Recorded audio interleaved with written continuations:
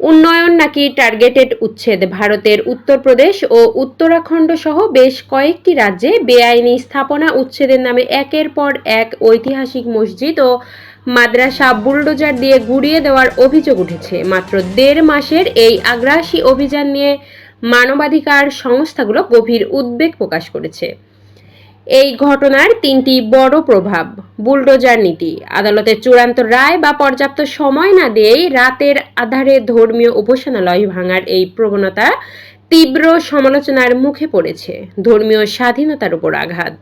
সমালোচকদের দাবি, এটি সংখ্যালঘু মুসলমানদের ধর্মীয় ঐতিহ্য ও আবেগের উপর এক চরম আঘাত। আঞ্চলিক ও বৈশ্বিক প্রতিক্রিয়া।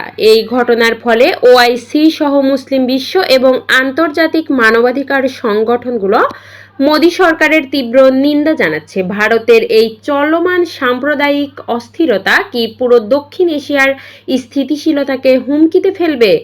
ধর্মীয় উপাসনালয় ভাঙার এই বিচারহীন সংস্কৃতি নিয়ে আপনার মতামত কি? কমেন্টে ক্ষোভ ও প্রতিবাদ জানান এবং বিশ্বকে সত্য জানাতে পোস্টটি শেয়ার করুন। মিরাতুজ্জাহান মিলি, ডেস্ক রিপোর্ট, নবরূপ টিভি।